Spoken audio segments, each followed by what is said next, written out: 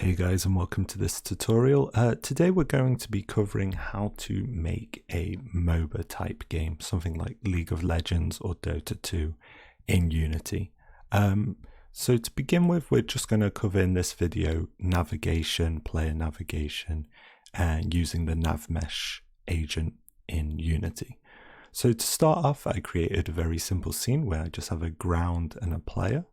The ground is just a plane, and the player is just a capsule, which you can make by right-clicking 3D object, capsule, and plane. One thing that you'll need to do in order to generate a NavMesh is make sure that your any background, any ground, any walls, stuff like that, are ticked static in the inspector. Once you do that, there's a few things you'll also need to do is go to Windows, go to rendering, lighting, and then if you scroll down under workflow settings, it says auto generate. This is just where it generates a light map for your scene when you have static objects. It can slow Unity down a bit when it's generating a light map. Every time you move a static object, it will auto generate a new one. So you'll just want to make sure that that's unticked. From there, I'm just going to create a few cubes on the scene. We'll just make them 10 by 10 by 10, and I'm just going to place them randomly. So I'll create one, Control D to duplicate, make another one, and Control D again to duplicate. And I'll just use these to show you how the NavMesh works. So we then go from there, we go to, before that, we'll need to make sure, again, all of these are static, just like the ground. And then from there, we go to Window, AI, Navigation. And then in Navigation, you just go to the Bake subcategory, and you can click Bake. And very quickly, because this is a very simple scene, it's created a blue area, which is essentially a walkable area. And depending on your settings and depending on your scene, you can bake things such as slopes and non-walkable areas for jumping and whatnot. But to set this up, we just need a simple walkable area for our NavMesh. And it's that easy to generate a NavMesh in Unity to use in their system. Okay, so now that we've generated the NavMesh, we now need to do the script for the player so they can navigate. So the first thing we'll need to do is go to our player in the inspector, and this is just a simple capsule with a renderer and a collider. We're going to need to add some components here, so we're going to need to add a NavMesh agent. We'll use the default settings for now, but obviously we can change things such as speed, height, acceleration, as and when required in the future. And then next we just need to create a script for it. So we'll create C# script and call this player script. And then if we load that up. Okay, so the first few things we'll need to set up is some variables. We're going to need to access the camera. So it's public camera, and then we'll just call that main cam.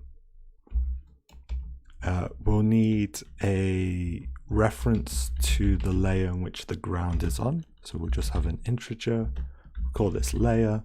And I know that I've set it up on 8, but you can set a layer to any number you wish.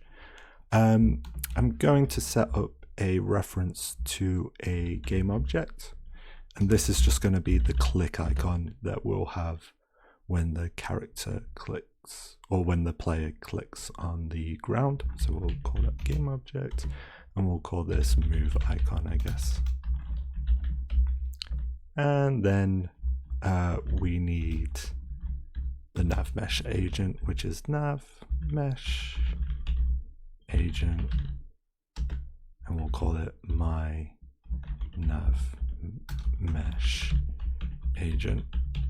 Now, the reason why this isn't auto-completing is in the top here, we need to make sure that we're using Unity engine.ai, and that will give us access to the features we need for the NavMesh. And then that's good. And that's perfect. And then in the start, we'll just need to go and search for the NavMesh agent on this player. So it'll be get component, and then just NavMesh agent.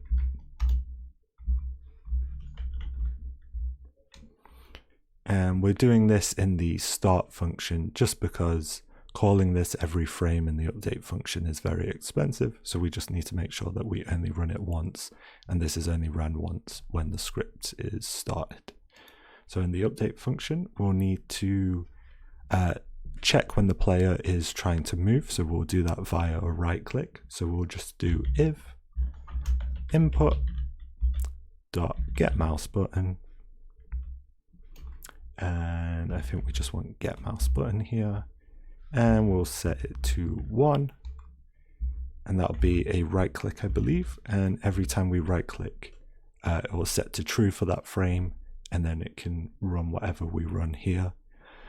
So we'll want to send out a raycast, so we'll just make a ray, call it ray, and we'll shoot it from the main camera, which we'll set up.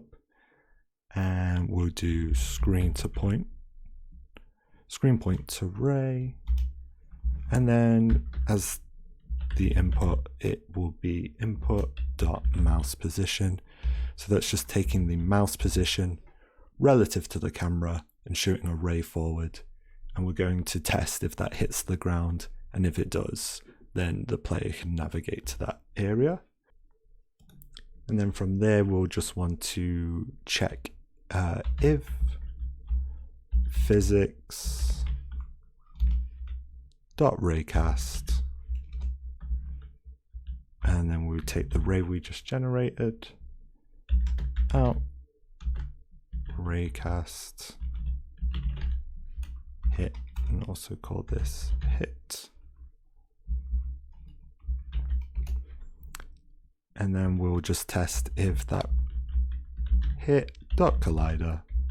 So this is taking the collider from the raycast if it hits, and then we're just checking if dot game object, so the game object of what it hits, and then the layer it's on, and if we say this is equal to the layer that we set up earlier up here. And then if all this is true, that means the raycast we sent from the camera is detected and hit something, and then that hit is on the layer that we've tested for. And then what we're going to do here is just say my NavMesh agent dot set destination, and we're going to go hit dot point. And this is the point in which the ray has hit the ground, and so this is going to set the destination. So then if we go back into Unity,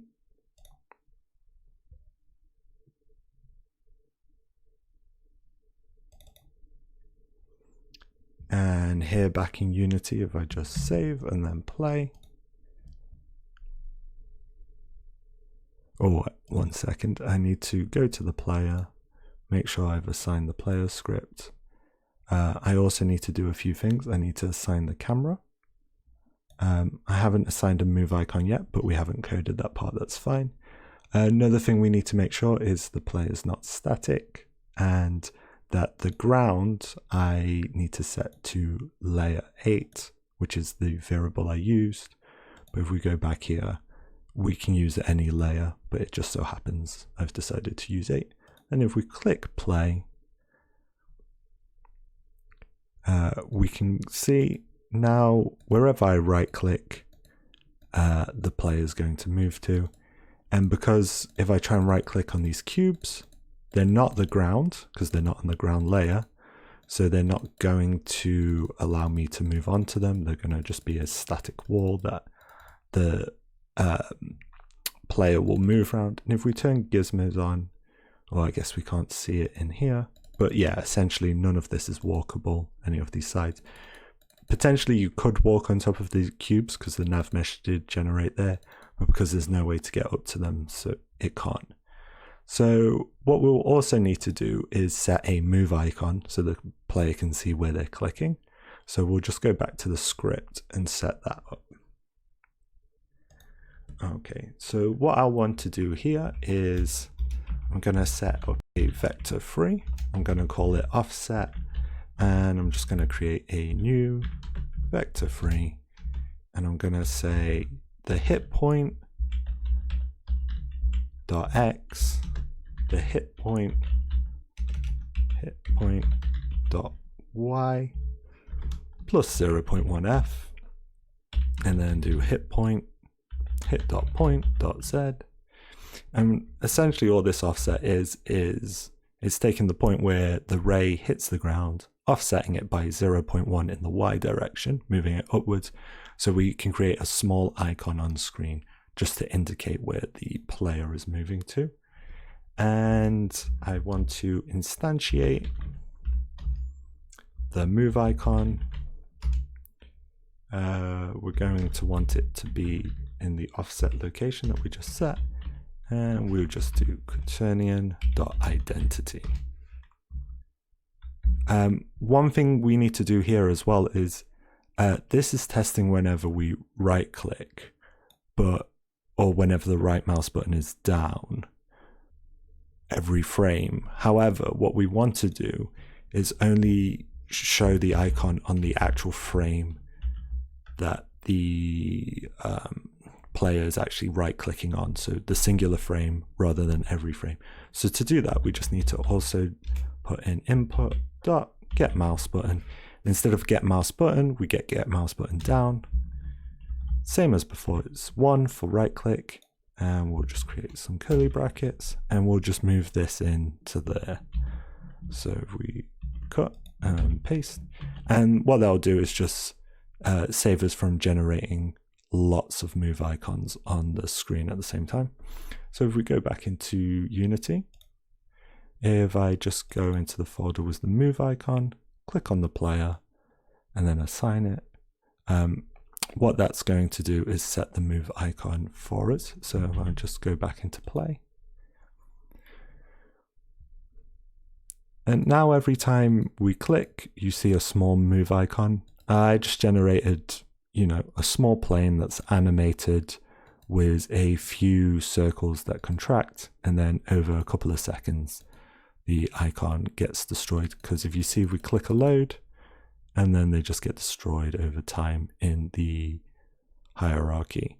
I did cover how to make a ping system before, so I'll put a link to that video. It will show you the basics of creating a game object and then setting a script for it to be destroyed, and also how to do like very basic animations on something like this, turning it into a prefab and allowing you to instantiate it. But it's just like a little way of giving us an indicator of where the player is moving. Now, the last thing you'll notice is the camera is following the player. So we'll just need to recreate that script that we're using to make the camera follow the player. So if we just go back to the scene view, go to the main camera, and I'll just delete this old script and we'll create a new one. I've just set the camera to rotation 55 degrees in the x-axis, because most Moba games you're getting like a bird's eye view or an angular view from on top. So if we just right click, create that script, let's see, C# script, and we'll just call this camera script, and we'll load that up. So yeah, pretty simple to set up this camera script. So we'll just go public, and we just want a transform, and we'll just call this the target. We're going to want a smoothing speed, so public float, call this smooth speed, and I'm just going to set it to 0.125f. And this is just going to be the speed at which the camera tracks the player. And then a public vector free, and we'll call this offset. And then we don't need the start function at all. We just go into the update and we do vector free desired position equals target position dot position plus offset, and we're going to do vector free smoothed position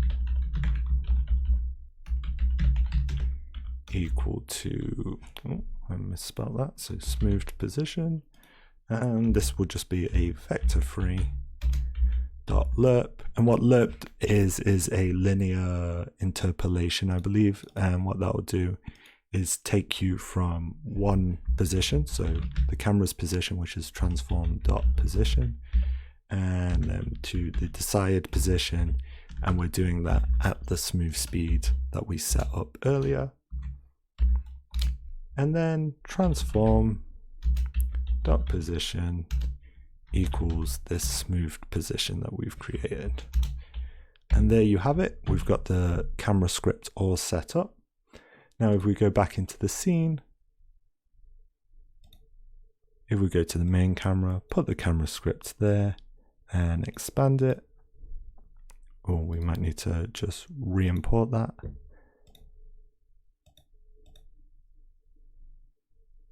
And after re-importing it, we've got our offset. And if I just check my notes here, the offset is, I believe, 12 and -8. And if we click play,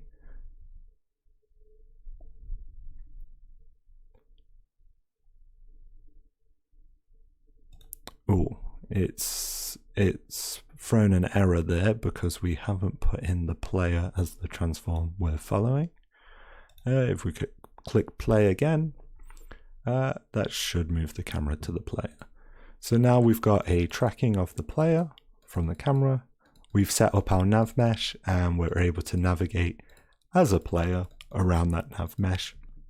And if you're doing this for your own project or working on it, again, all these offset numbers, all these angles and stuff that you choose for the camera, the player speed that we set up here, for example, we can increase the acceleration, we can increase the speed, so it's moving much faster. All of this is stuff that's very easy to change, very easy to move around and kind of change the style of your own project. So I hope you enjoyed this video. It's just one in a series I'm going to be doing, going from basically the very basics to trying to get to a fully fledged kind of like Moba style game. If you enjoyed the video, please consider giving us a like, comment, or subscribing.